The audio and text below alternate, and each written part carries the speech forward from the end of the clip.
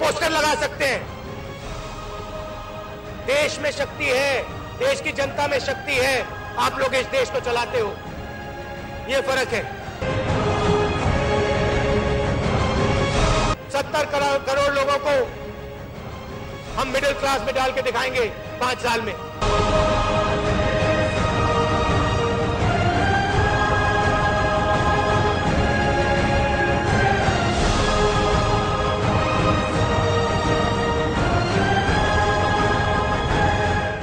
लोकसभा निवडणूक 2014च्या पार्श्वभूमीवर मुंबईमध्ये बीकेसी येथे आपल्या पहिल्या प्रचार सभेला संबोधित करत काँग्रेस पक्षाचे उपाध्यक्ष राहुल गांधी यांनी भाजपचे प्रधानमंत्री पदाचे उमेदवार नरेंद्र मोदी यांच्यावर ताशेरे ओढत सांगितलं की मोदी हे खोटे दावे करतायत। राहुल गांधींनी पुढे असंही सांगितलं की हिंदू आणि मुस्लिम यांच्यामध्ये हिंसा व्हावी अशी मोदींची इच्छा आहे। देशाच्या प्रगतीसाठी सर्वांनी एकत्र येऊन शांततेने जगावं अशी काँग्रेसची भावना असल्याचं मत राहुल गांधी यांनी यावेळी मांडलं। राहुल गांधी यांनी मुंबईकरांना असं आश्वासनही दिलं की जर सर्व देशाचा विकास झाला तर नक्कीच याचं फळ गरिबांना देखील मिळेल। त्यांनी असाही आरोप केला की नरेंद्र मोदी यांची विचारसरणी मात्र भिन्न आहे।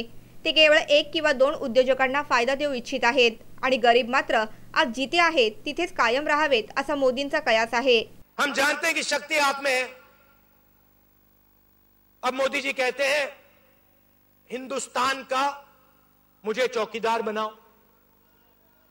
नहीं सुनो, हिंदुस्तान का मुझे चौकीदार बनाओ, इस देश की चाबी मुझे दो, मैं इसको जेब में डालूंगा। मैं बताता हूं गुजरात में कैसी चौकीदारी की है, जरा सुनिए। 45,000 एकड़ जमीन एक उद्योगपति को उठा के दे दी।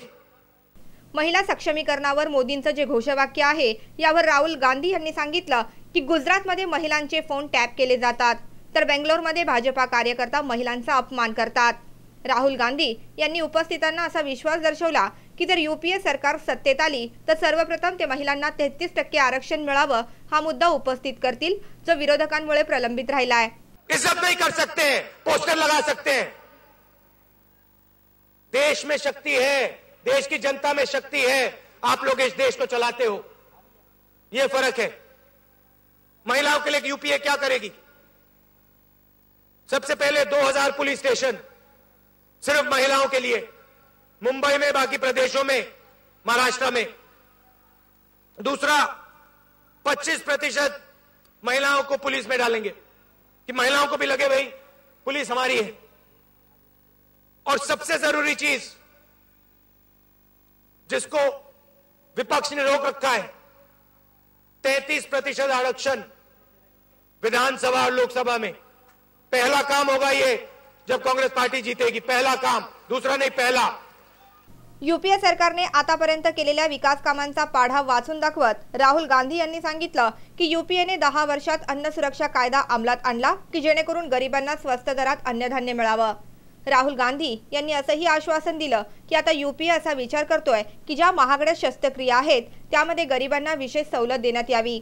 त्याचप्रमाणे घरं आणि युवकांना रोजगाराची हमी आणि जे दारिद्र्य रेषेखालील लोक आहेत त्यांची परिस्थिती सुधारवून त्यांचा विकास घडवून त्यांना मध्यमवर्गीयांच्या श्रेणीत आणून उभे करावे।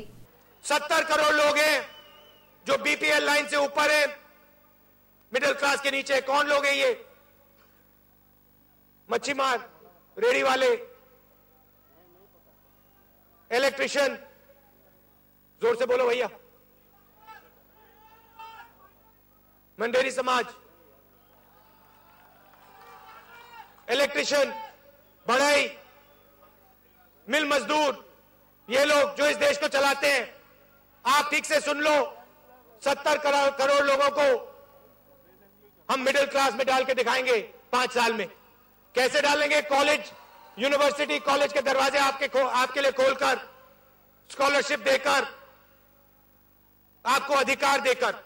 राहुल गांधींद्वारे घेण्यात आलेल्या प्रचार कार्याचा उल्लेख त्यांच्या दैनंदिन यादीमध्ये नव्हता, परंतु त्यांची आई आणि काँग्रेस अध्यक्षा सोनिया गांधी यांची प्रकृती बरी नसल्यामुळे त्यांना या प्रचार सभेत हजेरी लावावी लागली। यावेळी राहुल गांधींसह मुख्यमंत्री पृथ्वीराज चव्हाण, केंद्रीय मंत्री सुशील कुमार शिंदे, मिलिंद देवरा, राजीव शुक्ला, काँग्रेसचे शहर प्रमुख जे चांदूरकर, महाराष्ट्र प्रदेश काँग्रेस कमिटी अध्यक्ष माणिकराव ठाकरे उपस्थित होते। या रॅलीमध्ये शरद पवार देखील उपस्थित राहणार होते, परंतु त्यांच्या हेलिकॉप्टरमध्ये तांत्रिक बिघाड आल्यामुळे ते कार्यक्रम स्थळावर पोहोचू शकले नाहीत. ब्युरो रिपोर्ट NMTV बातमीपत्र.